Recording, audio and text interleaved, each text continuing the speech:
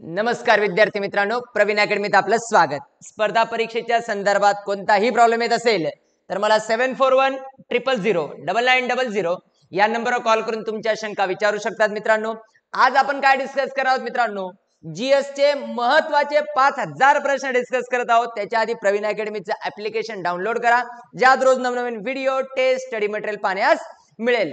GS चे 5000 IMP प्रश्नांच्या बाबतीत आपण चर्चा करायला सुरुवात करणार आहोत। मित्रांनो बघा, पहिला प्रश्न काय म्हटलाय, आता नुसतं प्रश्नच नाही तर त्या प्रश्नावरती इतर जीएस ची काय व्हॅल्यू आहे, चार ऑप्शन मध्ये काय व्हॅल्यू आहे, त्या सर्व गोष्टींच्या बाबतीत आपण काय करणार आहोत, चर्चा करणार आहोत। मित्रांनो त्याच्यातले सायन्सचे क्वेश्चन फक्त सायन्सचे सर कंडक्ट करणार आहेत, बाकी ए टू झेड क्वेश्चन आपण काय करणार आहोत, डिस्कस करणार आहोत। पहिला प्रश्न काय म्हटलाय बघा मित्रांनो, स्वामी विवेकानंद यांचे गुरु कोण?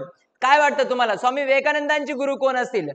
स्वामी विवेकानंदांचे गुरु कोण असतील? पहिला ऑप्शन दिलाय रामकृष्ण परमहंस। पहिला ऑप्शन काय दिलाय, रामकृष्ण परमहंस, स्वामी रामानंद तीर्थ, स्वामी दयानंद सरस्वती, ईश्वरचंद विद्यासागर। तुम्हाला माहित असेल स्वामी विवेकानंदांचे गुरु कोण होते? स्वामी विवेकानंदांचे गुरु कोण होते? रामकृष्ण परमहंस। पर्याय क्रमांक काय बरोबर आहे? 1 बरोबर आहे। बरोबर आहे, विवेकानंदांचे गुरु कोण आहेत? रामकृष्ण परमहंस आहेत। आणि आपल्याच गुरुच्या नावावर त्यांनी कशाची स्थापना केली होती? रामकृष्ण मिशनची स्थापना केली होती। कशाची स्थापना केली होती? स्वामी विवेकानंदांनी मिशन, रामकृष्ण मिशनची 1897 साली काय केली होती? स्थापना केलेली होती।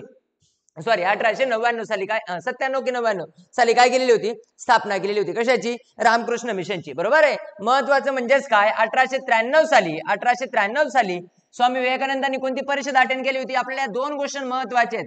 कोणती परिषद अटेंड केलेली होती? शिकागो परिषद। कोणती परिषद अटेंड केली होती?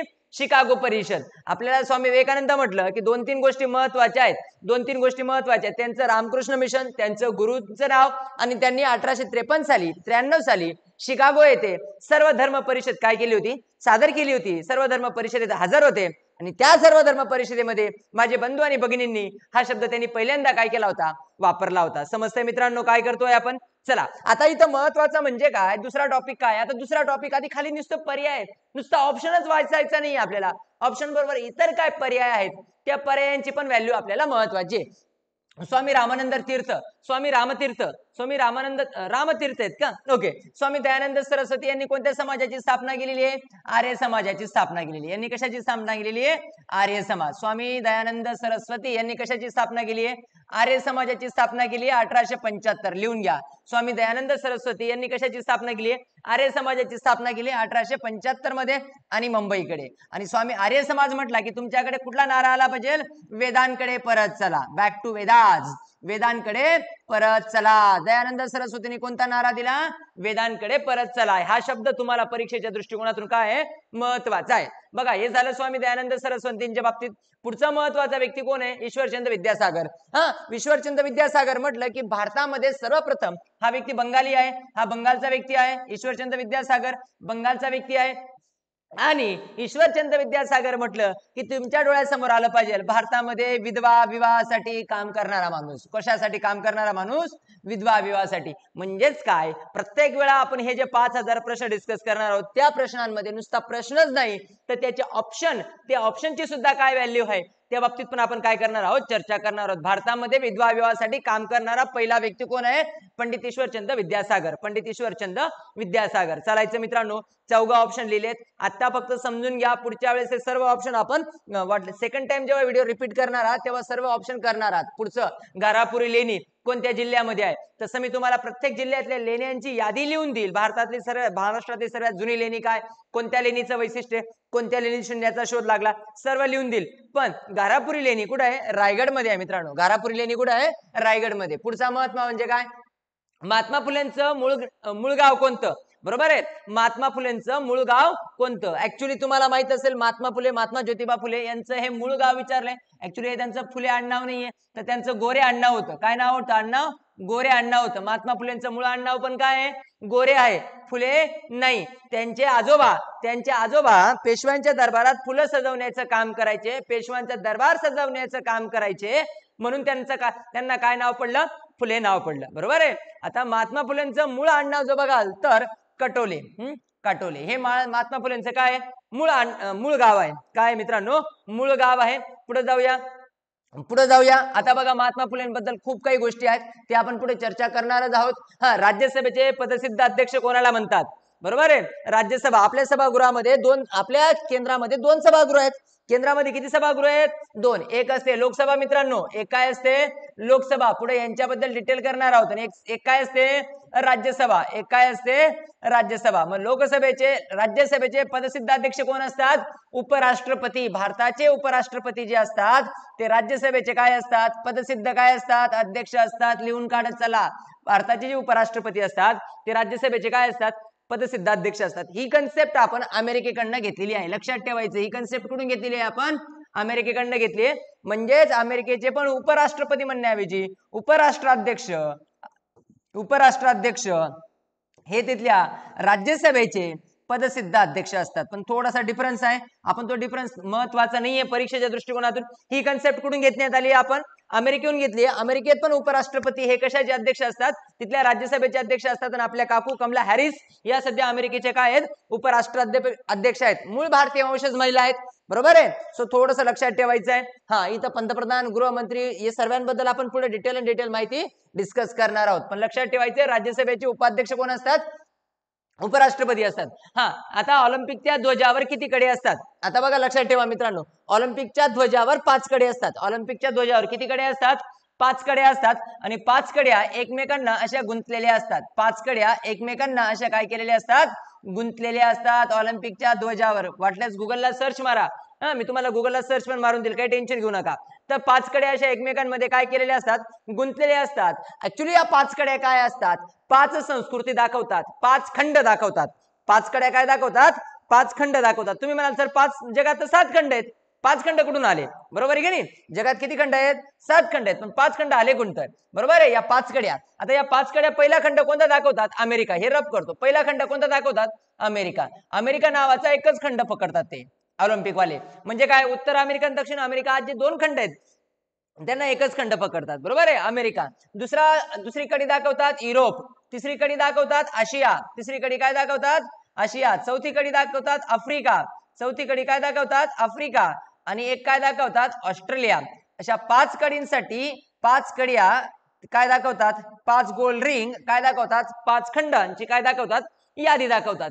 सांगायचा उद्देश कळतोय मित्रांनो, 5 खंड दाखवतात. अमेरिका एकच खंड पकडलाय. आणि अंटार्क्टिका जो दक्षिण ध्रुव आणि उत्तर ध्रुव आहे इतर लोक राहत नाही, म्हणून याचं प्रतिनिधित्व ऑलिम्पिक मध्ये केलं जात नाही. दक्षिण ध्रुवावर उत्तर ध्रुवावर कोणीच राहत नाही, म्हणून दक्षिण ध्रुवाचं आणि उत्तर ध्रुवाचं प्रतिनिधित्व ऑलिम्पिक मध्ये केलं जात नाही. जो ऑलिम्पिकच्या ध्वजावर किती कडे असतात मित्रांनो? किती कडे असतात? किती कडे असतात? ऑलिम्पिकच्या ध्वजावर असतात मित्रांनो 5 कड्या. किती कडे असतात?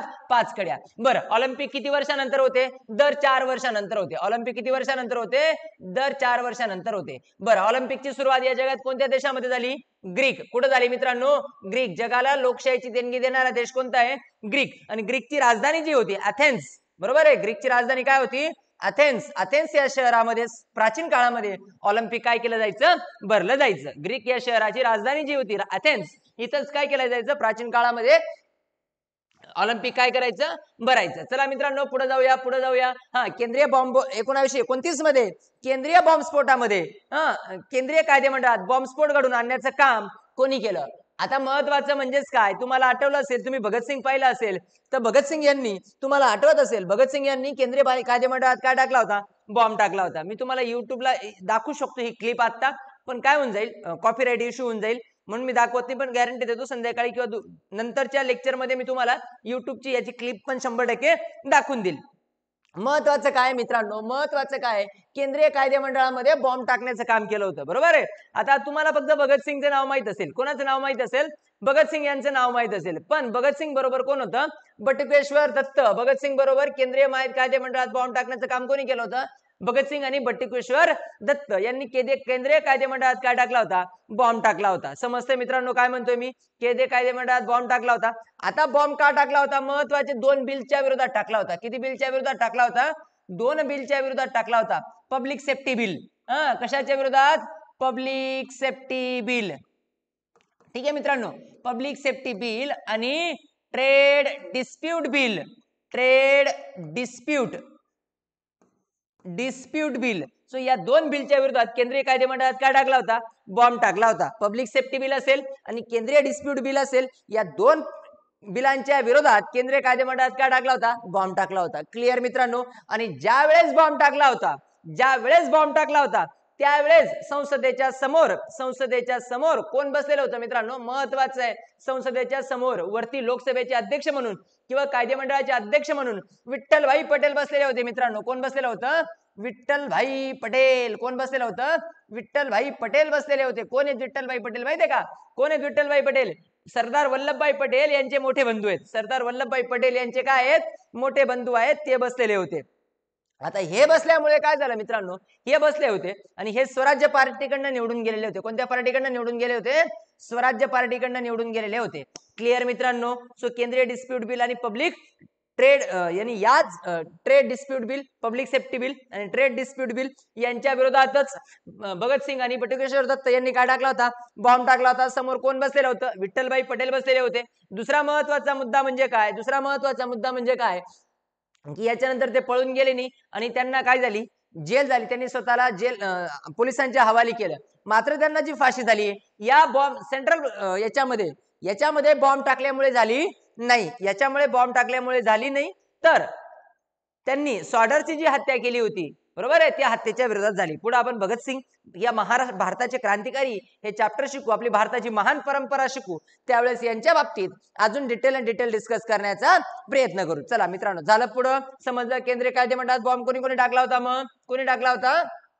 भगतसिंग आणि बटुकेश्वर दत्त यांनी टाकलेला होता. National central for good governance ही संस्था कुठे आहे मित्रांनो? National central for good governance Mussoorie. कुठे आहे मित्रांनो ही संस्था? मसुरी. तुम्हाला माहित असेल सर्व IAS IPS जे अधिकारी असतात त्यांना प्रशिक्षण देण्याचं आधी काम कुठे चालतं? लाल बहादूर शास्त्री प्रशासकीय अकादमी मसुरीला चालते. So national centre for good governor ही संस्था कुठे आहे?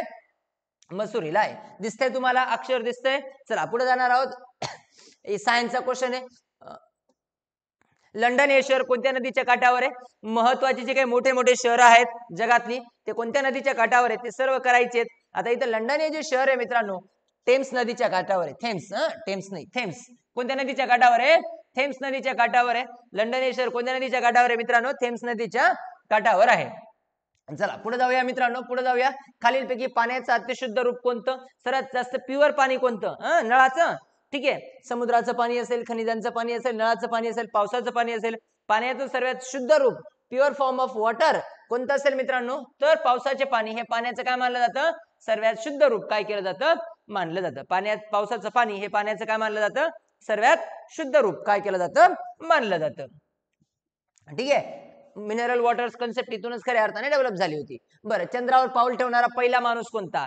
ठीक आहे, आता तुम्हाला हे सर्व नाव महत्वाचे आहेत. चंद्रावर पाऊल ठेवणारा पहिला माणूस कोणता? निल्स बोर, नील आर्मस्ट्रॉंग, एडविन ऑल्ड्रिड आणि राकेश शर्मा अशी 4 नाव आहेत मित्रांनो दिलेली पर्यायामध्ये. मग तुम्ही सर्वांना मान्य असेल की चंद्रावर पाऊल ठेवणारा पहिला माणूस कोणता? तर कोणता आहे मित्रांनो? चंद्रावर पाऊल ठेवणारा पहिला माणूस कोणता आहे? नील आर्मस्ट्रॉंग. कोण आहे? नील आर्मस्ट्रॉंग. बरोबर आहे. 1969 मध्ये अपोलो 11 या यानाने तो चंद्रावर गेलेला होता. बरोबर आहे. अपोलो 11 आणि बग्स असे 2 व्यक्ती पहिल्यांदा काय गेले होते? या चंद्रावर पाऊल ठेवणारे पहिले माणसं आहेत. बरोबर आहे. अपोलो 11 का दिलंय मित्रांनो? 11 हे नाव का दिलेलं आहे? अपोलो 11 का नाव दिलंय मित्रांनो? कारण की 11वा प्रयत्न होता चंद्रावर पाऊल ठेवण्याचा. आतापर्यंत 11वा प्रयत्न केला गेला होता. म्हणजे ऍक्च्युली इश्यू काय माहितीये का? तुम्ही जर बघाल तर अपोलो नावाचं मिशन होतं. अपोलो नावाचं मिशन आहे. ठीक आहे, आता अपोलो काय माहितीये का मित्रांनो? हा ग्रीक देवताचं नाव आहे बरं का. अपोलो हे कदाचित माझ्या माहितीनुसार ग्रीक देवताचं नाव आहे. अपोलो मिशन नाव ठेवण्यात आलं होतं आणि पहिल्यांदा मग या मिशनचं असंच काम होतं की चंद्रावर पाऊल ठेवणं, या चंद्राबद्दल माहिती मिळवणं. मग पहिल्या याच्यामध्ये काय झालं? पहिल्या याच्यामध्ये फक्त रॉकेट बनलं. दुसऱ्या याच्यामध्ये रॉकेट फेल झालं. त्याच्यामध्ये 2 ते 3 लोकांचा मृत्यू झाला कारण की प्युअर ऑक्सिजनचा फॉर्म ठेवलेला होता. दुसरं मिशन फेल झालं. तिसऱ्या मिशनने फक्त आकाशात उडी घेतली. चौथ्या मिशन बघाल तर तुम्ही पृथ्वीच्या आउटर एरियामध्ये गेलात. त्याच्यानंतर 5व्या मिशन मध्ये चंद्राच्या कक्षेमध्ये गेलं होतं. 6वं मिशन वापस आलं होतं आणि शेवटच्या 11व्या मिशन मध्ये अपोलो 11 या मिशनने, अपोलो 11 म्हणून नाव दिलं या मिशनने, 11व्या मिशनने अमेरिकेने चंद्रावर काय ठेवलं होतं? पाऊल ठेवलं होतं. कुठली कंपनी? अमेरिकेची कुठली कंपनी जी रिसर्च करते? कुठली कंपनी? नासा. कुठली कंपनी महत्वाची आहे मित्रांनो? नासा. बरोबर आहे. नासाने चंद्रावर या नासानं आपलं यान अपोलो 11 या माध्यमातून चंद्रावर काय ठेवलं होतं? पाऊल ठेवलं होतं. आता महत्वाचा मुद्दा म्हणजे काय? परीक्षेच्या दृष्टिकोनातून आता हा प्रश्न का महत्वाचा आहे? हा प्रश्न का महत्वाचा आहे? कारण की 2030 पर्यंत चंद्रावर परत पाऊल ठेवण्याचं काम 1930 झालं. 2030 पर्यंत अमेरिकेने परत चंद्राचं मिशन हातात घेतलेलं आहे. चंद्रावर वस्ती करण्याचं आणि चंद्रावर कायमस्वरूपी वास्तव्याचं टार्गेट अमेरिकेचं आहे. बरोबर आहे. आणि भारताने पण आता लक्षात ठेवा, आतापर्यंत एक इम्पॉर्टंट क्वेश्चन आहे. आतापर्यंत ही जी आहेत ना अपोलो 18 ही मिशन झालेली आहेत. आतापर्यंत अमेरिकेने किती वेळा प्रयत्न केलाय? 18 प्रयत्न केलेले आहेत चंद्रावर पाऊल ठेवण्याचे. अपोलो 11 नंतर पण पुन्हा 7 यशस्वी मिशन अमेरिकेने काय केलेली आहेत. आतापर्यंत जर व्यक्ती म्हणाल तर 12 व्यक्ती अमेरिकेची चंद्रावर जाऊन आलेली आहेत. किती व्यक्ती चंद्रावर जाऊन आलेली आहेत मित्रांनो? अमेरिका जगातला एकमेव असा देश आहे जो चंद्रावर जाऊन आलेला आहे. त्याने आपले माणसं चंद्रावर पाठवलेत, आपले मनुष्य चंद्रावर पाठवलेली आहेत. किती व्यक्ती चंद्रावर जाऊन आलेले आहेत? अमेरिकेची 12 व्यक्ती चंद्रावर जाऊन आलेले आहेत. किती मिशन कंप्लीट झालेले आहेत? 18. 1 डझन व्यक्ती, 1.5 डझन मिशन चंद्रावर जाण्यासाठी अमेरिकेने काय केलेली आहेत? लावलेली आहेत. सर्वात महत्वाचा मुद्दा म्हणजे या पद्धतीने समजते मला काय म्हणायचंय. नासाने अमेरिकेवर यान पाठवलेत. अमेरिका व्यतिरिक्त कुठल्याही जगातल्या व्यक्तीने, कुठल्याही देशाने आपलं मनुष्य, आपले माणसं चंद्रावर पाठवलेले नाहीत. पुढे जाऊन अमेरिकेने 1972-73च्या आसपास ही जे मिशन होतं अपोलो ते काय करून दिलं? बंद केलं. 2022 मध्ये पुन्हा सुरू केलंय. म्हणून परीक्षेच्या दृष्टिकोनातून त्याची काय व्हॅल्यू आहे. आता तुम्ही म्हणाल राकेश शर्मा सर नाही, आता तुम्ही पुस्तकात वाचलंय चंद्रावर पाऊल ठेवणारा पहिला भारतीय कोण? राकेश शर्मा नाही मित्रांनो. पहिला राकेश शर्मा जे आहेत यांनी चंद्रावर पाऊल ठेवलं आणि राकेश शर्मा आहेत आकाशात जाणारा पहिला भारतीय. कोण मित्रांनो? आकाशात जाणारा पहिला भारतीय. ठीक आहे, पहिला भारतीय कोण आहे? राकेश शर्मा. लक्षात ठेवायचंय, राकेश शर्मा आकाशात जाणारे काय आहेत? पहिले भारतीय आहेत. क्लिअर मित्रांनो? पहिले भारतीय. आता यांना कोणी नेलं होतं? कॉस्मॉस. कोणी नेलं होतं मित्रांनो? कॉस्मॉस. कोणत्या कंपनीने? ही रशियाची रिसर्च, जशी अमेरिकेची नासा होती त्या काळात युनियन सोव्हिएतची काय होती? कॉस्मॉस होती. तर म्हणून कॉस्मॉस या रशियाच्या मदतीने राकेश शर्मा काय गेलेली आहेत? आकाशात गेलेली आहेत. राकेश शर्मा आकाशात गेले आहेत. कोणाच्या मदतीने? रशियाच्या मदतीने गेलेली आहेत. आकाशात गेलेली आहेत. क्लिअर मित्रांनो? इथपर्यंत क्लिअर मॅटर. आता तुम्ही म्हणाल सर राकेश शर्मा का महत्वाचे आहेत? राकेश शर्मा एअर इंडियाचे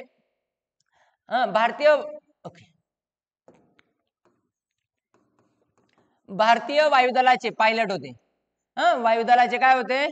दलाचे पायलट होते. आणि माझ्या माहितीनुसार राकेश शर्मा 1984 ला राकेश शर्मा यांनी आकाशात प्रथमतः काय ठेवलं होतं? पाऊल आकाशात पहिल्यांदा गेलेले आहेत. राकेश शर्मा केव्हा गेलेले आहेत? 1984 ला. राकेश शर्मा केव्हा गेलेले आहेत? आकाशात 1984 ला गेलेले आहेत. समजते मित्रांनो काय करतोय? आतापर्यंत 3च भारतीय असे आहेत ज्यांना आकाशात गेलेली आहेत. कोण? एक राकेश शर्मा, आज पण उटीला राहतात केरळमध्ये, राकेश शर्मा. त्यानंतर कल्पना चावला. बरोबर आहे, कल्पना चावला यांचं निधन झालंय. कल्पना चावला नाव ऐकलं असेल तुम्ही. कल्पना चावला आणि सुनीता विल्यम. बरोबर आहे, अशा 3 सुनीता विल्यम. आतापर्यंत असे 3च भारतीय आहेत ज्यांनी आकाशात काय ठेवलेलं आहे? पाऊल ठेवलं. याच्यापैकी चंद्रावर पाऊल ठेवणारा एकही नाही. राकेश शर्मा यांना कोणी नेलं होतं? रशियाने नेलं होतं. कल्पना चावलाला कोणी नेलं होतं? अमेरिकेने. आणि सुनीता विल्यम यांना पण कोणी नेलं होतं? अमेरिकेने नेलं होतं. बरोबर आहे. रशियाची कुठली कंपनी लिहिली? अमेरिकेची कुठली कंपनी लिहिली?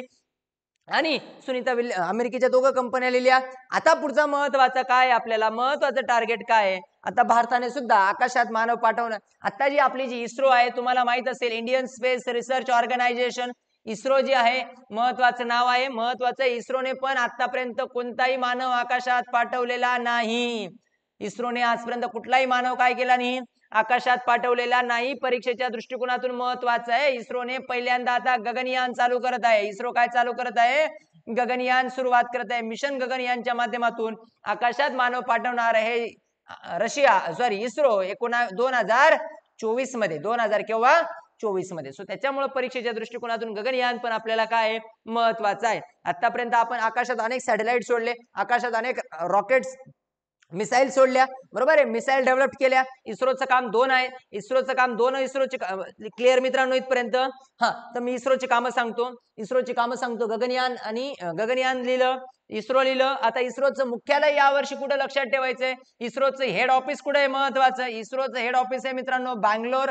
इस्रोचं हेड ऑफिस कुठे आहे, बँगलोरला आहे, लक्षात ठेवा. इस्रोचं हेड ऑफिस कुठे आहे, बँगलोरला आहे. का महत्वाचं आहे, जेव्हा चंद्रयान फेल झालं होतं, ज्यावेळेस चंद्रयान फेल झालं होतं, चंद्रयान 2 जेव्हा फेल झालं होतं, तर भारताची त्या काळात इस्रोचे जे चीफ होते K7, बरोबर आहे, हे मोदी यांच्या खांद्यावर डोकं ठेवून रडत होते. त्यावेळेचा तुम्हाला तो प्रसिद्ध व्हिडिओ, तो प्रसिद्ध फोटो माहित असेल. सो त्याच्यामुळे इस्रोचं हेड ऑफिस यावर्षी काय महत्वाचं आहे. आता भारतामध्ये इस्रो बरंच काम करतं, पण त्याच्यापैकी महत्वाचे 2 कामं काय आहेत आपल्याला, इस्रोचे महत्वाचे 2 कामं काय आहेत. इस्रो म्हणजे काय, इंडियन स्पेस रिसर्च ऑर्गनायझेशन, बरोबर आहे, इंडियन स्पेस रिसर्च ऑर्गनायझेशन. आठवत असेल तुम्हाला, इस्रो म्हणजे इंडियन स्पेस रिसर्च ऑर्गनायझेशन. कधी कधी लॉंग फॉर्म येणार. इस्रोचे 2 काम आहेत, एक म्हणजे उपग्रह सोडणं, एक म्हणजे काय सोडणं, उपग्रह सोडणं. आपण जे मोबाईलवर इंटरनेट बघतो, आज टीव्ही, रेडिओ, मॅचेस जे काही बघतो, ते कशामुळे शक्य होतं, उपग्रहामुळे शक्य होतं. आणि दुसरं म्हणजे मिसाईल यानी अग्निबाण सोडणं. दुसरं महत्वाचं काय आहे, अग्निबाण सोडणं. मिसाईल म्हणूया आपण, अग्निबाण मिसाईल सोडणं, बरोबर आहे.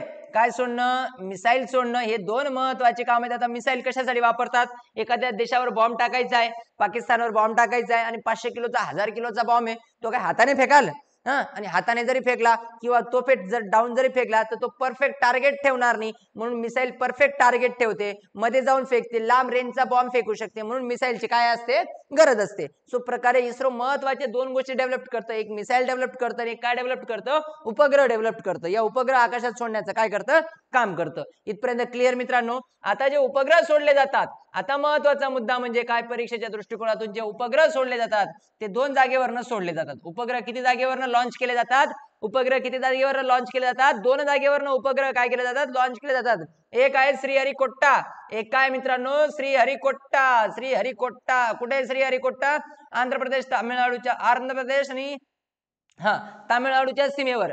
श्रीहरिकोट्ट्यावरनं भारताचं उपग्रह प्रक्षेपण क्षेत्र हे आहे, सेंटर आहे, सॅटेलाइट लॉन्चिंग सेंटर कुठे आहे, कुठं आहे, श्रीहरिकोट्ट्याला आहे. दुसरं महत्वाचं सॅटेलाइट लॉन्चिंग सेंटर जर बघाल, दुसरं महत्वाचं सॅटेलाइट लॉन्चिंग सेंटर जर बघाल मित्रांनो, तर ते आहे हविलर द्वीप.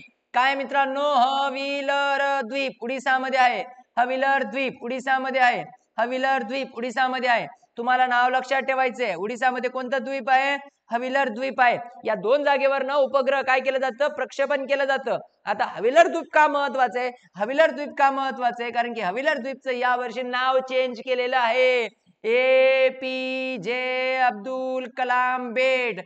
हविलर द्वीपचं नवीन नाव काय मित्रांनो, हविलर द्वीपचं नवीन नाव काय आहे, APJ अब्दुल कलाम बेट. APJ अब्दुल कलाम बेट. क्लिअर मित्रांनो, क्लिअर आहे. सो उपग्रह 2 जागेवरनं काय केले जातात, लॉन्च केले जातात. दुसरं महत्वाचं, जे मिसाईल जे लॉन्च केली जाते, मिसाईल जी लॉन्च केली जाते ती बनवली जाते थुंबा. कुठं बनवली जाते, थुंबा. आता थुंबा कुठे आहे मित्रांनो, केरळ. थुंबा कुठं आहे, केरळ. लक्षात ठेवायचंय, थुंबा कुठं आहे, केरळ. ठीक आहे, क्लिअर मित्रांनो, क्लिअर इथपर्यंत लिहून घ्या, हे टॉपिक लिहून घ्या. परीक्षेच्या दृष्टिकोनातून या टॉपिकची व्हॅल्यू आहे.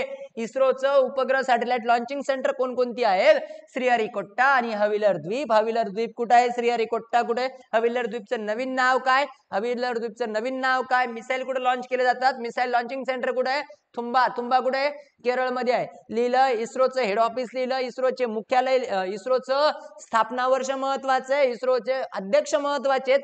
इतके जरी केलं तरी तुमचं सफिशियंट आहे. याचा सेकंड टाइमला पॉज करून लिहून टाकणार आहात. पॉज करून काय करायचं मित्रांनो, लिहून टाकणार आहात. चला, आता पुढचा जाऊन महत्वाचं आहे, अजून आपल्याला एक कंपनी महत्वाची मित्रांनो, जी स्पेस मध्ये खूप मोठं काम करते सध्या. प्रायव्हेट कंपनी आहे, बरोबर आहे. इलॉन मस्क नाव ऐकलं असेल, जगातला सर्वात 2 नंबरचा श्रीमंत व्यक्ती. मी हा जो व्हिडिओ बनवतोय, इलॉन मस्क हा तेव्हा जगातला सर्वात 2 नंबरचा श्रीमंत व्यक्ती आहे. आतापर्यंत टॉपला होता, आता त्याला जस्ट 2 नंबरला गेलेले आहे इलॉन मस्क, बरोबर आहे. इलॉन मस्क ही एक कंपनी मित्रांनो, स्पेस एक्स. कुठली कंपनी आहे, स्पेस एक्स. इलॉन मस्क ची कंपनी कोणती आहे, स्पेस एक्स. ही पण काय करते, ही कंपनी पण काय करते मित्रांनो, सॅटेलाइट लॉन्च करते आकाशामध्ये. सॅटेलाइट आकाशामध्ये उपग्रह यान सोडते, बरोबर आहे, स्पेस एक्स. आणि स्पेस एक्सने त्यांचं जे रॉकेट आहे स्पेस एक्सचं ते आहे मित्रांनो फाल्कन. कोणतं आहे मित्रांनो? Falcon reusable rocket. कुठलं आहे? फाल्कन रियुजेबल, पुन्हा वापरण्यासाठी रियुजेबल जे रॉकेट आहे स्पेस एक्सचं, रियुजेबल जे रॉकेट आहे ते काय आहे? फाल्कनचं. समजतंय ते? पुढे मी तुम्हाला आपण पुढे कधीतरी डिटेल डिस्कस करू की रॉकेट जेव्हा लॉन्च केलं जातं, तुम्ही ऐकलं असेल रॉकेट अशा पद्धतीने असतं मित्रांनो, ते पूर्ण सॅटेलाइट असं उपग्रह असे जेव्हा सोडलं जातं, इथंच उपग्रह वरती लिहिलेलं असतं इंडिया. काय लिहिलेलं असतं? इंडिया. ते वरती का जातं? त्याच्या खालून आग असते, बरोबर आहे. एखादी गोष्ट वरती का जाते? खालून आग लागली पाहिजे. खालून आग लागली पाहिजे म्हणजे काय रॉकेल ओतायचं नाहीये, नाही तर सरांनी सांगितलंय सर आग लागली पाहिजे तरच एखादी गोष्ट वरती जाते. तर बस घरी जाऊन प्लॅन कराल, ठीक आहे. तर वरती का जातं? कारण की हे जे 3 पार्ट असतात ते समुद्रात पडतात. म्हणून सॅटेलाइट लॉन्चिंग सेंटर हे जनरली कुठं असतं? समुद्राच्या काठांवर असतं. आणि ते समुद्राच्या काठांवर असतं म्हणून. पण असं रॉकेट रियुजेबल हे जे 3 पार्ट आहे ते पुन्हा समुद्रातनं काढावे लागतात, त्यांचा वापर करावा लागतो. पण पुन्हा वरून जर खाली आणायचं असेल तर स्पेस एक्स कडे कुठले रियुजेबल रॉकेट आहे? रियुजेबल रॉकेट कोणते आहे? फाल्कन. नाव लक्षात ठेवा, फाल्कन. अजून महत्वाचं काय? आता इलॉन मस्क घेतलं तर खालीलपैकी कोणती कंपनी इलॉन मस्कची आहे किंवा खालीलपैकी कोणती कंपनी इलॉन मस्कची नाही? तर ते पण कधी कधी येऊ शकतं. तर इलॉन मस्कची पहिली कंपनी कोणती आहे मित्रांनो? इलॉन मस्कची, लक्षात ठेवा, इलॉन मस्कची कुठली कंपनी आहे? Space x. इलॉन मस्कची कुठली कंपनी आहे? स्पेस एक्स, बरोबर आहे, स्पेस एक्स. त्याच्यानंतर महत्वाचं ही आकाशात संशोधन करते. त्याच्यानंतर एक महत्वाची कंपनी टेस्ला. इलॉन मस्कची दुसरी महत्वाची कंपनी कोणती आहे? टेस्ला. त्याच्यानंतर इलॉन मस्कची एक महत्वाची कंपनी आहे ग्रीन सिटी. ग्रीन सिटी जी सोलार सिटीवर काम करते. सोलार सिटी, ग्रीन सिटी नाही, सोलार सिटी. कोणती कंपनी आहे? सोलार सिटी ही इलॉन मस्कची एक महत्वाची कंपनी आहे, सोलार सिटी, बरोबर आहे. इलॉन मस्कचं आता नवीन इलॉन मस्कने एक नवीन कंपनी विकत घेतली. काय विकत घेतलं? ट्विटर. काय विकत घेतलं? ट्विटर, बरोबर आहे. इलॉन मस्कचे ट्विटर. आणि इलॉन मस्कची एक महत्वाची कंपनी परीक्षेच्या दृष्टिकोनातून आपल्याला हायपरलूप. पुढची महत्वाची कंपनी कोणती आहे? हायपरलूप. हायपरलूप एवढ्या कंपन्या इलॉन मस्कच्या महत्वाच्या आहेत. सो ही हायपरलूप प्रोजेक्ट म्हणजे काय? वाहनाचा नवीन मोड आहे. हायपरलूप प्रोजेक्ट काय असतो? वाहनाचा काय असतो? नवीन मोड असतो. हायपरलूप लिहून घ्या. इलॉन मस्कच्या एवढ्या कंपन्या लिहा. इलॉन मस्कच्या एवढ्या कंपन्या लिहा. स्पेस एक्स असेल, टेस्ला असेल, सोलार सिटी असेल, ट्विटर असेल आणि हायपरलूप असेल, ठीक आहे. या कंपन्या लिहिल्या मित्रांनो इलॉन मस्कच्या. आता बघा, तुम्हाला माहित असेल हायपरलूप, तुम्ही ऐकलं नसेल नाव किंवा ऐकलं असेल व्हॉटेवर, मी तुम्हाला हायपरलूप दाखवून देतो काय ऍक्च्युली हायपरलूप असतो. समजून घ्या मित्रांनो, हायपरलूप ऍक्च्युली काय असतं, ठीक आहे. आपण करूया हायपरलूप करूया, मी तुम्हाला दाखवून देतो हायपरलूप काय असतं, ठीक आहे. आपण गुगलला सर्च करूया काही विषय नाही.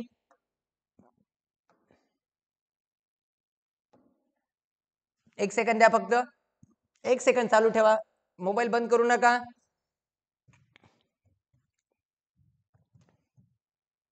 हा बघा, ही हायपरलूप असतं. समजून घ्या हायपरलूप एक्झॅक्टली असतं कसं. ट्रॅव्हलिंगचा काय आहे? नवीन मोड आहे. ट्रॅव्हलिंगचा काय आहे? नवीन मोड आहे. ट्रॅव्हलिंगचा काय आहे? नवीन मोड आहे. ट्रॅव्हलिंगचा हा नवीन मोड आहे हायपरलूप. हा तर ट्रॅव्हलिंगचा हा नवीन मोड आहे हायपरलूप. समजून घ्या काय राहतं, ठीक आहे. हा तर काय आहे माहितीये का? काय आहे हायपरलूप हा जो प्रोजेक्ट आहे, या पद्धतीने एक प्रोजेक्ट असेल. तुम्हाला मी इमेज दाखवून देतो, तुम्ही गुगलला घरी जाऊन सर्च करू शकतात. अशी एक कांडी टाकली जाईल, अशी एक पाईप टाकला जाईल, असा एक पाईप टाकला जाईल आणि या पाईप मधनं हवा काढून घेतली जाईल, व्हॅक्यूम काढून घेतला जाईल. या पाईप मधनं काय काढून घेतला जाईल? व्हॅक्यूम हवा काय केली जाणार आहे? काढून घेतली जाणार आहे. जेव्हा हवा काढून घेतली जाईल तर कदाचित त्याची गुरुत्वाकर्षण शक्ती काय होऊन जाते? कमी होऊन जाते. गुरुत्वाकर्षण शक्ती कमी झाल्यामुळे तो जो स्पीड असेल तो खूप असेल, प्रचंड असा काय असेल? स्पीड असेल. आणि त्याच्यामध्ये छोट्या छोट्या कॅप्सूल ठेवून त्या काय केल्या जाणार आहेत? ट्रॅव्हलिंगच्या माध्यमातून चालणार आहेत. हा काय आहे? ट्रॅव्हलिंगचा चौथा मोड आहे. हा ट्रॅव्हलिंगचा कितवा मोड आहे मित्रांनो? 4. आतापर्यंत तुम्ही by air, by water, bye land चालत होते. आता हायपरलूप हा ट्रॅव्हलिंगचा सर्वात फास्ट मोड असेल. हा ट्रॅव्हलिंगचा काय असेल? सर्वात फास्ट मोड असेल. प्रवासाचं हे नवीन साधन हायपरलूप काय होत आहे? डेव्हलप्ड होत आहे. आता हायपरलूपचा यशस्वी प्रयोग झालेला आहे, लिहून घ्या. हायपरलूपचा 2022 मध्ये यशस्वी प्रयोग झाला आहे दुबईला. हायपरलूपचा यशस्वी प्रयोग कुठे झाला मित्रांनो? 2022ला हायपरलूपचा यशस्वी प्रयोग झालेला आहे. 22ला हायपरलूप. मी इंग्लिश मध्ये लिहितो, काही टेन्शन घेऊ नका, नाव महत्वाचं आहे. हायपरलूपचा यशस्वी प्रयोग कुठे झाला आहे? दुबईला झालेला आहे. कुठे झालेला आहे मित्रांनो? दुबईला झालेला आहे. त्याच्यानंतर महत्वाचा मुद्दा म्हणजे काय? भारतामध्ये 2 जागेवर हायपरलूप प्रोजेक्ट चालू आहेत. इम्पॉर्टन्स क्वेश्चन आहे, इम्पॉर्टन्स लाईन आहे, लिहून ठेवणार आहात. भारतामध्ये 2 जागेवर हायपरलूप प्रोजेक्ट चालू आहेत मित्रांनो. एक म्हणजे मुंबई ते पुणा. पहिला हायपरलूप प्रोजेक्ट कुठे चालू आहे? मुंबई ते पुणा. ठीक आहे, पहिला हायपरलूप प्रोजेक्ट चालू आहे मित्रांनो भारतामध्ये. कुठला चालू आहे? मुंबई ते पुणा. आणि दुसरा महत्वाचा हायपरलूप प्रोजेक्ट चालू आहे विजयवाडा ते अमरावती. दुसरा हायपरलूप प्रोजेक्ट कुठे चालू आहे? विजयवाडा ते अमरावती. कुठं अमरावती? आपलं महाराष्ट्रातला अमरावती का? नाही, माहिष्मती साम्राज्याची राजधानी. मी का म्हणतो असं माहिष्मती साम्राज्याची राजधानी का म्हटलं मी? कारण की तुम्हाला माहित असेल अमरावती काय करते? आपली जी नवीन राजधानी बनवते ती राजधानी ते माहिष्मती साम्राज्य जसं आहे त्या साम्राज्याच्या सारखी ते तुम्ही बाहुबली पिक्चर पाहिलं असेल, ते माहिष्मती साम्राज्य पाहिलं असेल, त्या माहिष्मती साम्राज्यासारखी राजधानी अमरावती काय करते? बनवते. सो 2 हे आंध्र प्रदेशमध्ये विजयवाडा ते अमरावती अशा महत्वाचे 2 हायपरलूप प्रोजेक्ट भारतामध्ये चालू आहेत. या 2 जागेवर लिहून घ्या, भारतामध्ये या 2 जागेवर हायपरलूप प्रोजेक्ट असा ट्रॅव्हलिंगचा चौथा मोड चे प्रोजेक्ट काय आहेत? चालू आहेत. लिहिलं मित्रांनो इथपर्यंत? काही डाऊट नाही. आय होप तुम्ही लिहिलं असेल, हायपरलूप कळालं असेल तुम्हाला. पुढे जाऊया, आपल्या मूळ मुद्द्यावर जाऊया मित्रांनो. मूळ मुद्द्यावर जाऊया. महत्वाचा टॉपिक, त्या टॉपिक मध्ये काय इम्पॉर्टन्स आहे ते सर्व कव्हर करूया. सो भारतातले तुम्ही व्यक्ती लिहिले ज्यांनी काय केलं? चंद्रावर पाऊल ठेवला. राकेश शर्मावर घेतलं. टेस्लावर गेलो आपण, टेस्लावरनं सर्व काही फिरून आलो. पुढचा महत्वाचा आहे, एक सायन्सचा क्वेश्चन आहे. सोडियम क्लोराईड पेशीचा शोध भारतात आकारमानाने जगातला कितवा क्रमांक लागतो? भारतात आकारमानाने जगातला कितवा क्रमांक लागतो? तर 7वा क्रमांक लागतो मित्रांनो. आकारमानाने कितवा क्रमांक लागतो? 7वा क्रमांक लागतोय. तुम्ही सर्वांना माहित असेल. भारताचं क्षेत्रफळाच्या दृष्टिकोनातून कितवा क्रमांक लागतो? 7वा क्रमांक लागतो.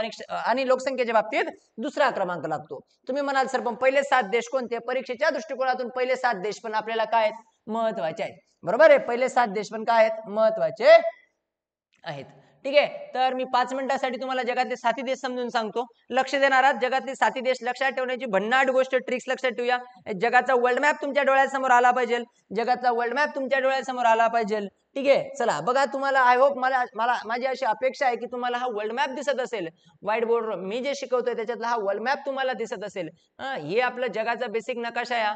ठीक आहे, जगाचा बेसिक नकाशा आहे. मला मान्य आहे काही लोकांना दिसत नसेल स्क्रीनवरती. ठीक आहे, पण काही हरकत नाही मित्रांनो. बघा, लक्ष देणार आहात. जगातला सर्वात मोठ्या देशांचा जर तुम्ही विचार करणार तर लक्षात ठेवणं अतिशय सोपं आहे.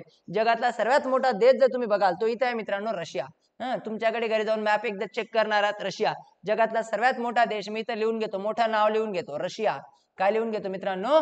रशिया. ओके, रशियाची स्पेलिंग चुकली. Okay, sorry. रशिया. ठीक आहे, जगातला सर्वात मोठा देश कोणता आहे मित्रांनो? रशिया. बरोबर आहे. दुसरा, जगातला सर्वात दुसरा मोठा देश जो इथून जायचं ना, इथून सरळ जायचं. इथून सरळ काय आहे? कॅनडा. कॅनडा. काही लोक याला सियानाडा म्हणतात. कसंही प्रोनाउन्सिएशन करू नका. कोणता आहे? कॅनडा. जगातला सर्वात मोठा देश कोणता आहे? कॅनडा. इथून सरळ क्रॉस मध्ये यायचं मित्रांनो. जगातला 3रा देश क्रॉस मध्ये, हा नालायक चायना. बरोबर आहे. हा कोण आहे? चायना. बरोबर आहे. इथून सरळ पुढे जायचं. हा आहे युनायटेड स्टेट यानी अमेरिका. हा काय आहे? अमेरिका. 4था देश कोणता आहे? अमेरिका. इथून 5वा सर्वात मोठा देश आहे, हा आहे ऑस्ट्रेलिया. हा काय आहे मित्रांनो? ऑस्ट्रेलिया. जगातला 5वा सर्वात मोठा देश कोणता आहे? ऑस्ट्रेलिया. बरोबर आहे, दिसतोय. इथून 6वा, सरळ स्ट्रेट जायचं. इथून 6वा, हा आहे ब्राझील. हा काय आहे? ब्राझील. बरोबर आहे. आणि इथून क्रॉस मध्ये गेला, ही आपली भारत माता. आपला भारत कितवा नंबर लागतो? 7व्या नंबर लागतो. So zigzag zigzag zigzag zigzag zigzag फिरायचं असतं. 7 देशांची नावं काय करायची असतात? झिकझॅक फिरायची असतात. रशिया. रशियाहून गेला तुम्ही सरळ कॅनडा. कॅनडाहून क्रॉस मध्ये गेला चायना. चायनामधून सरळ गेलात अमेरिका. अमेरिकाहून क्रॉस मध्ये गेलात ऑस्ट्रेलिया. ऑस्ट्रेलियाहून सरळ गेलात मित्रांनो तुम्ही ब्राझील. ब्राझीलहून जगातला 7वा देश लिहिलात तुम्ही भारत. सो जगातली 7 देशांची एक क्षेत्रफळाच्या दृष्टिकोनातून सर्वात मोठी काय आहेत? 7 देश आहेत जगातली. जगातली क्षेत्रफळाच्या दृष्टिकोनातून किती महत्वाचे देश आहेत? 7 देश आपण लिहिलेली आहेत. असे 5000 टॉपिक आपल्याला कव्हर करायचे आहेत. 5000 टॉपिक आपल्याला काय करायचे? जीएस ची कव्हर करायची आहेत. प्रत्येक टॉपिक आपण व्यवस्थितरित्या बघत आहोत. सरळ सेवेल आकारमानाच्या दृष्टिकोनातून 7वा क्रमांक लिहिला. बघा, भारतातील सर्वात प्राचीन पर्वत कोणता? तर तुम्हाला विचार लक्षात ठेवायचं मित्रांनो. लक्षात ठेवायचंय. तर काय बघा, एक गोष्ट समजून घ्या. जगातला सर्वात प्राचीन पर्वत कोणता? तर जगातला सर्वात प्राचीन म्हटला भारतातील काय? जगातील पण. हा भारतातील पण आणि जगातील पण आहे बरं का. जगातील सर्वात प्राचीन पर्वत कोणता आहे? हरवली. हरवली नाही, अरवली. कोणता आहे? अरवली. जगातील सर्वात प्राचीन पर्वत कोणता आहे? अरवली आहे. आणि खूप जास्त याची झीज झालेली आहे. खूप जास्त याची काय झालेली आहे? झीज झालेली आहे. लक्षात ठेवायचं मित्रांनो, याची झीज झालेली आहे. जगातला सर्वात आणि भारतातला सर्वात प्राचीन पर्वत आहे. आणि लक्षात ठेवायचं, हा जेव्हा तरुण अवस्थेत होता, हा जेव्हा तरुण अवस्थेत होता तर तो हिमालयापेक्षाही उंच होता. कोणापेक्षा उंच होता? हिमालयपेक्षा उंच होता. ठीक आहे. कोणता पर्वत मित्रांनो? कोणता पर्वत? अरवली पर्वत. अरवली पर्वत हिमालयापेक्षाही काय होता? उंच होता. बरोबर आहे. आता तुम्ही बघाल भारताच्या नकाशात जर बघाल, सपोज ही आपली भारत माता, उसे कुछ नहीं आता. 5 मिनिटासाठी समजून घ्या, ही आपली भारत माता, उसे कुछ नहीं आता. ठीक आहे. आता हरवली कुठे आहे बरं? अरवली म्हणाल बरं का, नाही तर हरवली म्हणाल तुम्ही. अरवली कुठे आहे? इथं आहे मित्रांनो अरवली. आणि ज्यावेळेस अरवली पर्वत इथं होता, गुजरात असेल, पंजाब असेल, हरियाणा, उत्तर प्रदेशची काही बाउंड्री दिल्ली पर्यंत जातो. बरोबर आहे. पालनपूर पासून तर दिल्ली पर्यंत अरवली पर्वत इथं आहे. बरोबर आहे. आता अरवली पर्वत जर इथे आहे मित्रांनो, ज्यावेळेस अरवली पर्वत इथं होता त्यावेळेस भारतामध्ये हिमालय नव्हता. म्हणजे अरवली पर्वत जेव्हा तरुण अवस्थेत होता तेव्हा हिमालय इथं नव्हता. हिमालय इथं अस्तित्वात नव्हता. आज हिमालय इथं आहे मित्रांनो, हिमालय इथं आहे. हिमालय अस्तित्वात नव्हता.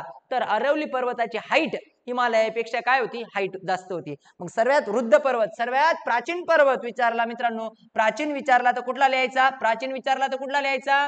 प्राचीन प्राचीन प्राचीन विचारला तर कुठला लिहायचा? कुठला लिहायचा मित्रांनो? अरवली. आणि सर्वात तरुण विचारला तर तो आहे हिमालय. सर्वात लेटेस्ट पर्वत कोणता आहे? हिमालय. सर्वात लेटेस्ट पर्वत कोणता आहे? हिमालय आहे. लक्षात ठेवायचे. सर्वात लेटेस्ट पर्वत कोणता आहे? हिमालय आहे. सर्वात प्राचीन पर्वत कोणता आहे? अरवली आहे. क्लिअर मित्रांनो इथपर्यंत? काही डाऊट नाही. आता पुढचा महत्वाचा प्रश्न म्हणजे काय बघा? पुढचा महत्वाचा प्रश्न म्हणजे काय? बरं, इथपर्यंत क्लिअर. सर्वात तरुण लिहिला, सर्वात प्राचीन लिहिला. पर्वताचे 3 प्रकार पडतात. पर्वताचे किती प्रकार पडतात? 3. एक असतो वली पर्वत. एक काय असतो? वलीचा पर्वत किंवा घडीचा पर्वत. दुसरा असतो ठोकळा पर्वत. ढोकळा नाही, ठोकळा. दुसरा काय असतो? ठोकळा पर्वत. आणि तिसरा असतो अवशिष्ट पर्वत. तिसरा काय असतो? अवशिष्ट पर्वत. ठीक आहे. तिसरा असतो अवशिष्ट पर्वत. असे पर्वताचे किती प्रकार पडतात? 3. आपल्याला लक्षात काय ठेवायचंय? तुम्हाला लक्षात काय ठेवायचंय मित्रांनो? परीक्षेच्या दृष्टिकोनातून काय व्हॅल्यू आहे बघा? हिमालय जो आहे ना, हिमालय आहे वलीचा पर्वत. हिमालय कसा आहे? वलीचा पर्वत. हिमालय कसा आहे? वलीचा पर्वत. लक्षात ठेवायचंय. वली म्हणजे कसं? अशा घड्या पडलेल्या असतात. मोठी लांब रेंज असते. ती कशी निर्माण होते, काय लक्षात होते ते महत्वाचं नाहीये. खालीलपैकी वली पर्वत कोणता किंवा घडीचा पर्वत कोणता? तर काय लक्षात ठेवायचं मित्रांनो? हिमालय. ठोकळा पर्वत जो आहे ना मित्रांनो, तो आहे, तुम्ही बघाल, ठोकळा पर्वत जो आहे तो आहे मेघालयचं पठार. कोणतं आहे? मेघालयचं पठार. ठोकळा पर्वत म्हणजे डायरेक्ट असा एक बाउंड्री असते आणि शिखर काय असतं? सपाट असतं. शिखर तो कसा निर्माण होतो तो नंतर उंटूया. शिखर असं सपाट असतं. तर खालीलपैकी ठोकळा पर्वत कोणता मित्रांनो? मेघालयचं पठार जे आहे ते काय मित्रांनो? एक ठोकळा पर्वत आहे. भारतामध्ये, जगामध्ये ब्लॅक फॉरेस्ट वगैरे बरेच आहेत. तर परफ्यूमचं नाव नाही सांगते मी, ब्लॅक फॉरेस्ट.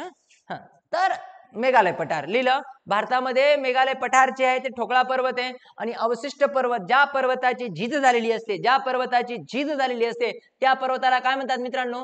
ज्या पर्वताची झीज झालेली असते त्या पर्वताला काय म्हणतात? अवशिष्ट पर्वत म्हणतात. ज्या पर्वताची झीज झालेली असते त्या पर्वताला काय म्हणतात? अवशिष्ट पर्वत म्हणतात. मग मी तुम्हाला आधीच सांगितलं, जेव्हा जो अरवली होता तो त्याच्या जवानीच्या काळामध्ये हिमालयापेक्षाही उंच होता. अरवलीच होता त्याच्या जवानीच्या काळात हिमालयापेक्षा काय होता? उंच होता. मात्र आज त्याची झीज होऊन वृद्ध झाला. वरचे दगड जे असतात त्याच्यावरचे जे खडक असतात ते त्यांच्यावर ऊन, वारा, पाऊस, माती यांचा प्रभाव झाला. त्यांची माती झाली. माती काय सरकत गेली?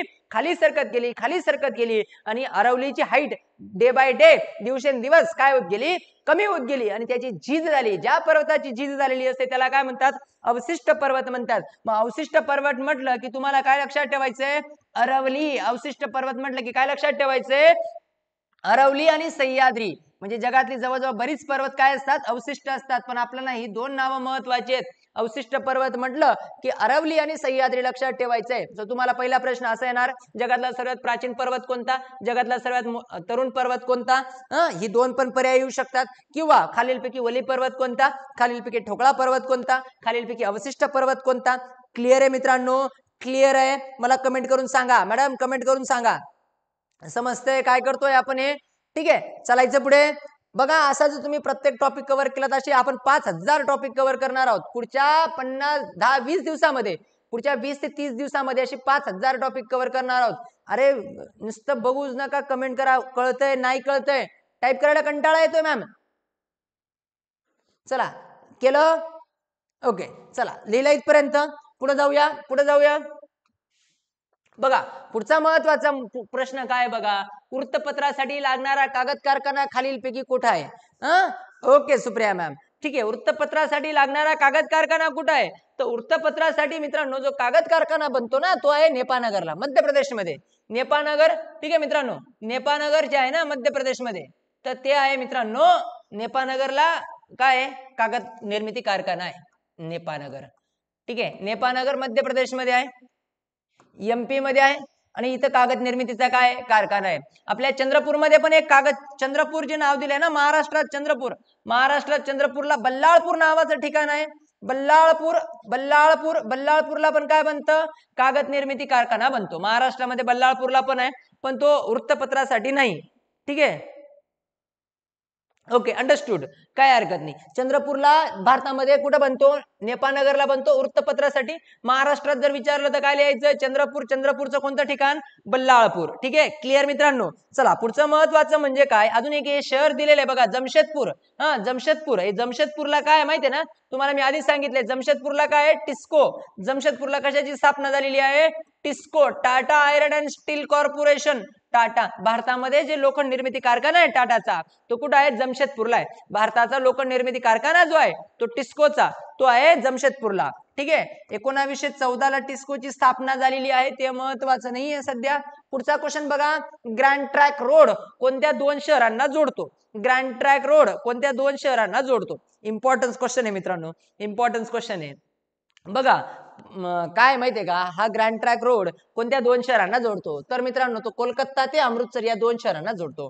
कोलकाता ते अमृतसर या दोन शहरांना जोडतो. आता बघा ग्रँड ट्रॅक रोडचा एक मोठा इतिहास आहे मित्रांनो, ग्रँड ट्रॅक रोडचा एक मोठा इतिहास आहे. बघा काय झालं होतं की हा अमृतसर ते कोलकाता आहे. ऍक्च्युली ग्रँड ट्रॅक रोड तर तुम्ही बघाल, मी लिहून देतो, समजून सांगतो. बघा 1540 ते 1555 या काळामध्ये एक राजा झाला होता. 1540 ते 1555 या काळामध्ये एक राजा झाला होता, त्याचं नाव होतं शेरशाह सुरी. काय नाव होतं, शेरशाह सुरी घराण्याचा राजा झाला. ठीक आहे, आणि यानेच ग्रँड ट्रॅक रोड बांधला. सो पहिला प्रश्न असा येणार, ग्रँड ट्रॅक रोड कोणी बांधला? तो कोणी बांधलाय मित्रांनो, शेरशाह सुरीने बांधला. कोणी बांधलाय, शेरशाह सुरीने बांधला. दिल्ली ते अमृतसर बांधला होता. कुठं बांधला होता, दिल्ली ते अमृतसर. काय बांधला होता, दिल्ली ते काय बांधला होता याने, अमृतसर बांधला. आता दिल्ली ते अमृतसर का बांधला, अमृतसर का बांधला, त्याच्या मागचा उद्देश होता. ऍक्च्युअली दिल्ली ते अमृतसर का बांधला होता, इन केस जर इन फ्युचर मध्ये पानिपत झालं, पानिपत याच्या आधी एकदा पानिपत होऊन गेलेलं होतं, त्याच्या काळाच्या आधी एकदा पानिपत होऊन गेलं होतं. पानिपत असं मैदान, मोकळं मैदान आहे, आणि मोकळं मैदान असल्यामुळे काय झालं की तिथंच मोस्टली 3 युद्ध झालेली आहेत. तर शेरशाह सुरीला वाटायचं जर पुन्हा युद्ध झालं तर आपलं सैन्य दिल्लीहून पटकन पाणीपर्यंत नेता यावं, म्हणून त्याने काय बांधला होता, ग्रँड ट्रॅक रोड बांधला होता. बरोबर आहे. तुम्ही आज भारत चायना जो कॉन्फ्लिक्ट आहे, चायनाचे जे डोक्यात टेन्शन आले भारताविषयी, कारण की भारताने मोठ्या प्रमाणात सीमेवरती भागामध्ये काय डेव्हलप केले, रोड रस्ते काय केले, डेव्हलप केले. सीमावर्ती भागामध्ये काय केले, रोड रस्ते काय केले, बांधले, आणि त्याच्यामुळे चायनाचे डोकं दुखायला लागलं. चायनाला वाटलं इन केस भारत पाकिस्तान युद्ध झालं तर भारताचं सैन्य पटकन सीमेपर्यंत पोहोचू शकतं आणि आपला पराभव होऊ शकतो, म्हणून चायनाने मागच्या आता ह्या बीजेपीच्या काळामध्ये मोठ्या प्रमाणात बाउंड्री कॉन्फ्लिक्ट, सीमा विवाद काय केला, उकरून काढला. याच्या आधी करायचं नाही, कारण की बाकीचं मागचं जे काँग्रेस सरकार होतं यांनी सीमावर्ती भागाकडे रोड बांधण्याकडे एवढं लक्ष दिलं नाही. काही असो, मला तरी बेसिकली असा हा रूल आहे, बीजेपीच्या काळामध्ये काही नाही झालं तर बीजेपीच्या काळामध्ये रस्त्यांचं खूप चांगलं काम झालेलं असेल. याच्या आधी अटल बिहारी वाजपेयी असतील, त्यांचे जे पंतप्रधान होते त्यांच्या काळामध्ये रस्त्यांचं खूप काम सुरू झालं होतं. सुवर्ण चतुर्भुज सारखा रस्ता अटल बिहारी वाजपेयींची देण आहे. बीजेपीच्या काळामध्ये रस्त्यांचं खूप मोठ्या प्रमाणात डेव्हलपमेंट झाली आणि सीमावर्ती भागामध्ये मोठ्या प्रमाणात रस्ते काय केले, बांधले. सीमावर्ती भागामध्ये रस्ते मोठ्या प्रमाणात काय केले होते मित्रांनो, बांधले होते. ठीक आहे, आणि मग त्याच्यामुळे आता पाकिस्तान, आता चायनाला प्रॉब्लेम आहे. बरोबर आहे. तर आपल्या मूळ मुद्द्यावर येऊया. तर पानिपतचं युद्ध झालं तर पुढं आपलं सैन्य पटकन काय करता यावं, दिल्लीहून पानिपत पर्यंत नेता यावं, म्हणून शेरशाह सुरीने काय बांधला, ग्रँड ट्रॅक रोड बांधला. पुढे भारताची राजधानी दिल्ली नव्हती. तर भारताची राजधानी इंग्रजांच्या काळामध्ये काय होती मित्रांनो? कोलकाता होती. म्हणून इंग्रजांनी हा रस्ता कुठपर्यंत आणला? हा रस्ता कुठपर्यंत आणला? कोलकात्यापर्यंत नेला. आणि त्यांचं पण तेच टार्गेट होतं. इन केस भारतावर कोणीही आक्रमण केलं, वरून कोणीही आक्रमण केलं, तर दिल्लीपासून कोलकात्यापासून पटकन सैन्य नेता यावं अमृतसर पर्यंत. म्हणून त्यांनी दिल्लीहून कोलकात्यापर्यंत तो डेव्हलप केला. अशा पद्धतीने दिल्ली ते कोलकाता ते अमृतसर हा ग्रँड ट्रॅक रोड तयार झाला. ठीक आहे. अशा पद्धतीने ग्रँड ट्रॅक रोड केव्हा तयार झाला? कोलकाता ते अमृतसर ग्रँड ट्रॅक रोड तयार झाला. आता लक्षात ठेवायचं मित्रांनो, ग्रँड ट्रॅक रोड साठी नॅशनल हायवे क्रमांक 1 आणि नॅशनल हायवे क्रमांक 2 मिळून ग्रँड ट्रॅक रोड तयार होतो. लक्षात ठेवायचंय. ग्रँड ट्रॅक रोड कसा तयार होतो? नॅशनल हायवे क्रमांक 1 आणि नॅशनल हायवे क्रमांक 2 मिळून ग्रँड ट्रॅक रोड काय होतो? तयार होतो. नॅशनल हायवे क्रमांक 1 नॅशनल हायवे क्रमांक 2 मिळून ग्रँड ट्रॅक रोड तयार होतो मित्रांनो. ठीक आहे. इंग्रजांनी तो दिल्ली पासून तर कोलकाता पर्यंत नेला. शेरशाह सुरीने अमृतसर ते काय आणला होता? दिल्ली आणला होता. आता शेरशाह सुरी म्हटलं की आपल्या डोळ्यासमोर अजून एक महत्वाचा शब्द आला पाहिजे. या माणसाने रुपया नाणं आणलं होतं. या माणसाने भारताला काय महत्वाची देण दिली? रुपया नाणं दिलं. शेरशाह सुरीने काय दिलेलं आहे? जे आज आपण रुपया नाणं वापरतो ते कोणाची देण आहे? शेरशाह सुरीची देण आहे. ती कोणाची देण आहे मित्रांनो? शेरशाह सुरीची देण आहे. क्लिअर मित्रांनो इथपर्यंत? ग्रँड ट्रॅक रोड लिहिला. अजून एक महत्वाची क्वेश्चन म्हणजे काय बघा, आता पूर्वीच्या काळी हे करूर ऑफ इथपर्यंत याचा स्क्रीनशॉट घेतला. शेरशाह सुरीने रुपया आणला, शेरशाह सुरीने ग्रँड ट्रॅक रोड बांधला, दिल्ली ते अमृतसर बांधला, इंग्रजांनी पुढे दिल्ली ते कोलकाता बांधला. मग आज दिल्ली अमृतसर ते कोलकाता असा ग्रँड ट्रॅक रोड आहे. नॅशनल हायवे क्रमांक 1 नॅशनल हायवे क्रमांक 2 मिळून ग्रँड ट्रॅक रोड काय झालेला आहे? तयार झालेला आहे. लिहिलं. आता पुढे काय होतं माहितीये का? जेव्हा हायवे बांधले जायचे, रोड रस्ते जेव्हा बांधले जायचे, तो रोड बांधण्याचं काम सैनिक करायचे मित्रांनो. कोण करायचे? सैनिक करायचे. इंग्रजांच्या काळामध्ये रोड बांधण्याचं काम कोण करायचं? सैनिक करायचे. ठीक आहे. सैनिकांना दोन कामं असायचे. युद्धाच्या काळात युद्ध करणं आणि ज्यावेळेस शांतता असेल त्यावेळेस काय बांधणं? रस्ता, रोड, धरणं बांधणं. असं काम कोणाचं असायचं? सैनिकांचं असायचं. कारण की इंग्रजांच्या काळामध्ये इंग्रज फुल सॅलरीवर सैनिक होते, म्हणजे टेम्पररी सैनिक नव्हते. तर त्याच्यामुळे युद्धाच्या काळात युद्ध करायचं आणि बाकीच्या काळामध्ये रस्ते बांधायचं, असं महत्वाचं काम सैनिक करायचे. पण पुढे जाऊन काय झालं? भारताचा एक गव्हर्नर जनरल झाला, डलहौसी. नाव ऐकलं असेल तुम्ही. हा एक नालायक झाला होता. बरेच कांड केले त्याने. ठीक आहे. डलहौसीने चांगले पण काम बरेच केले. याच्याबद्दल आपण चांगलं पण शिकणार आहोत, वाईट पण शिकणार आहोत. ठीक आहे. तर डलहौसीने काय केलं? PWD ची स्थापना केली. Public work department. युद्धात रस्ते बांधण्यासाठी एक वेगळं डिपार्टमेंट बनवलं. डलहौसीने काय बनवलं? सार्वजनिक बांधकाम विभाग, पब्लिक वर्क डिपार्टमेंट बनवलं डलहौसीने. आणि रस्ता बांधण्याचं काम काय केलं? वेगळं केलं. आणि आर्मीला रस्ता बांधण्यापासून काय केलं? सैनिकांना रस्ता बांधायचं काम बंद केलं. ठीक आहे. सैनिकांनी फक्त युद्ध करायचं, संरक्षण करायचं. PWD वाले रस्ता बांधतील.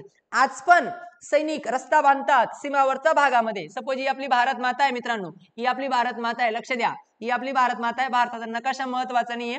जो सीमावरचा जो एरिया आहे, हा जो बाउंड्रीचा एरिया आहे ना मित्रांनो, हा बाउंड्रीचा एरिया आहे ना, इथं रस्ते बांधण्याचं काम national highway authority of India करत नाही. भारतामध्ये नॅशनल हायवे कोण बांधतं? National highway authority of India. बरोबर आहे. कोण बांधतं? National highway authority of India बांधत नाही रस्ते. तर रस्ते जे सीमावर्ती भागामध्ये कोण बांधतं? BRO बांधतं. कोण बांधतं मित्रांनो? BRO बांधतं. आणि BRO एक आर्मीची विंग आहे. BRO एक कशाची विंग आहे? आर्मीची विंग आहे. रस्ते कोण बांधतं? BRO, border road organisation. BRO चा लॉंग फॉर्म काय मित्रांनो? Border road organisation. परत एक लक्षात ठेवा मित्रांनो, सीमावर्ती भागामध्ये रस्ते कोण बांधतं? BRO बांधतं. कोण बांधतं? BRO बांधतं. आणि क्लिअर मित्रांनो, जे सैनिकांची एक विंग आहे, आर्मीची एक काय आहे? विंग आहे. क्लिअर इथपर्यंत? बघा, तुम्ही ऐकलं असेल, युद्धाच्या काळामध्ये आर्मीने नदीवरती 24 तासाच्या आत पूल बांधून टाकला. आर्मीची एक इंजिनिअरिंग कॉलेज पण आहे. सध्या तुम्हाला माहित असेल, जे आपले आर्मी चीफ आहेत ते इंजिनिअरिंग कॉलेज मधनं आलेली आहेत. क्लिअर आहे इथपर्यंत? सो BRO लक्षात आलं. आता लक्षात ठेवा मित्रांनो, एक असतं, पहिले समजून घ्या. आपण करतोच आहे, तर अजून थोडंसं करून घेऊ. एक असतो राष्ट्रीय महामार्ग. एक काय असतो मित्रांनो? राष्ट्रीय महामार्ग. आठवतं का? भारतामध्ये एक नॅशनल हायवे असतात. एक काय असतो? राष्ट्रीय महामार्ग. एक असतो राज्य महामार्ग. एक काय असतो? राज्य महामार्ग. एक असतो राज्य महामार्ग. अनेक असतात मित्रांनो ग्रामीण रस्ते. एक काय असतात? ग्रामीण रस्ते. एक असतात मित्रांनो ग्रामीण रस्ते. सो रस्त्याचे बेसिकली असे 3 पार्ट पडतात. रस्त्याचे किती पार्ट पडतात? 3 पार्ट पडतात. सो जो राष्ट्रीय महामार्ग आहे ना ते कोण बांधतात?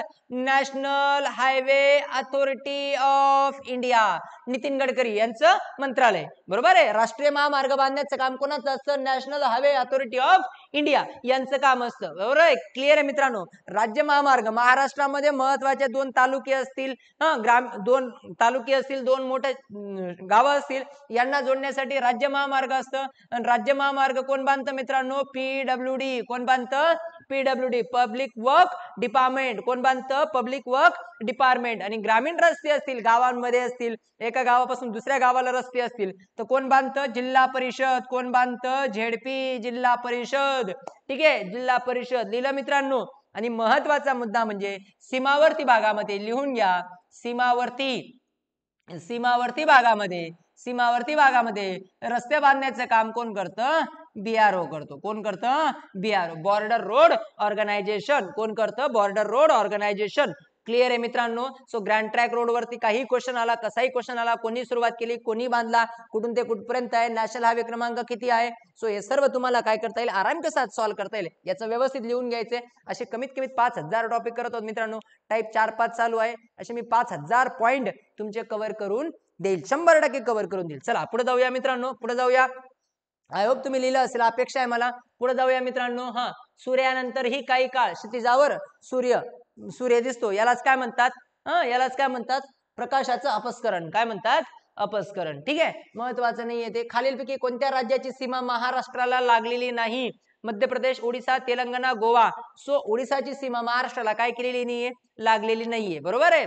आता सरळ जसं सीमा आहे, मध्य प्रदेशची सर्वात कमी आहे. गोव्याची तुम्हाला माहित हवं असेल तर आपण चेक करू शकतो, काही हरकत नाही मित्रांनो.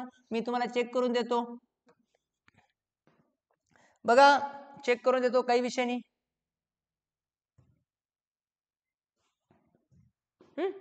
मी तुम्हाला चेक करून देतो.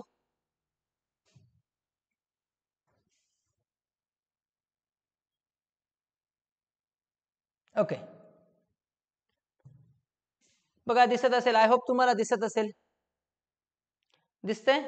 थोडीशी इमेज दिसत नसेल पण लक्षात ठेवू शकता तुम्ही. चला ठीक आहे, ती इमेज तुम्हाला दिसून जाईल.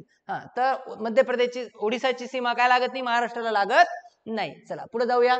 भारतातील सर्वात तरुण पर्वत कोणता? आता याचं कमेंट मला सांगा. मी आताच एक्सप्लेन केला. भारताचा सर्वात प्राचीन पर्वत सांगितला, मग भारतातील सर्वात तरुण पर्वत तुम्ही मला सांगणार आहात. सांगा, तरुण पर्वत कोणता आहे? भारतातील सर्वात तरुण पर्वत कोणता आहे?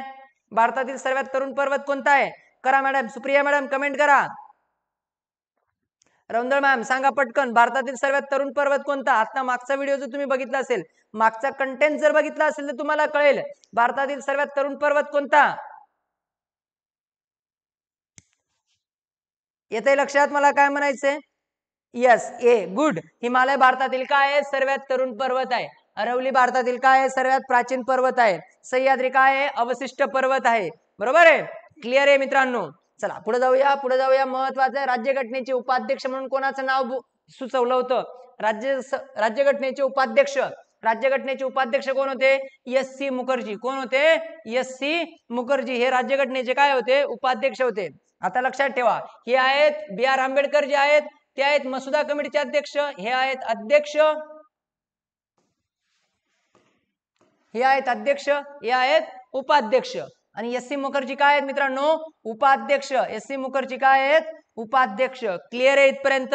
चालायचं पुढे. राज्यशास्त्राचे 5 क्वेश्चन आपण तर सेपरेट डिस्कस करूया, काही टेन्शन घेऊ नका. पुढचं, घटनात्मक तरतुदीनुसार सर्वोच्च न्यायालयाने दंडित केलेल्या गुन्हेगारांना दया दाखवण्याचा अधिकार कोणाला आहे? थोडक्यात काय? फाशीची शिक्षा. इम्पॉर्टन्स आहे मित्रांनो यावर्षी. एका माणसाला आहे ना आता फाशीची शिक्षा माफ झाली आहे. एका माणसाला फाशीची शिक्षा काय झाली? माफ झालेली आहे. माफ झाली का? मला थोडासा डाऊट आहे का पॅरलवर बाहेर सुटला होता. राजीव गांधींना ज्या लोकांनी मारलं त्याच्यापैकी एकाची शिक्षा काय झाली आहे? सध्या माफ झाली आहे. फाशीची शिक्षा माफ करण्याचा अधिकार कोणाचा आहे? राष्ट्रपतींना आहे. कोणाचा आहे मित्रांनो? राष्ट्रपतींना आहे आपल्या भारतामध्ये. ठीक आहे. आणि जर तुम्ही इंग्लंडमध्ये गेलात, तर तिथं कोणाला फाशी झाली ते माफ करण्याचा अधिकार कोणाला माहिती का? तिथला राजा किंवा राणी नाही, तर तिथं फाशीचा अर्ज माफ करण्यासाठी तिथल्या लोकसभेला आहे. लक्षात ठेवायचंय. भारतामध्ये माफी कोण देतं? राष्ट्रपती देतात. भारतामध्ये माफी कोण देतं? राष्ट्रपती देतात. ठीक आहे. आणि इंग्लंडमध्ये फाशी कोण माफ करतं? तिथे लोकसभा करते. कोण करते? Lok Sabha. Good ma'am, good. Clear आहे. सो या पद्धतीने आपण इथे काही क्वेश्चन डिस्कस केलेत. उद्या जेव्हा भेटणार आहोत मित्रांनो त्यावेळेस पुढचे क्वेश्चन डिस्कस करूया. So thank you for watching this video. Thank you for Praveen academy.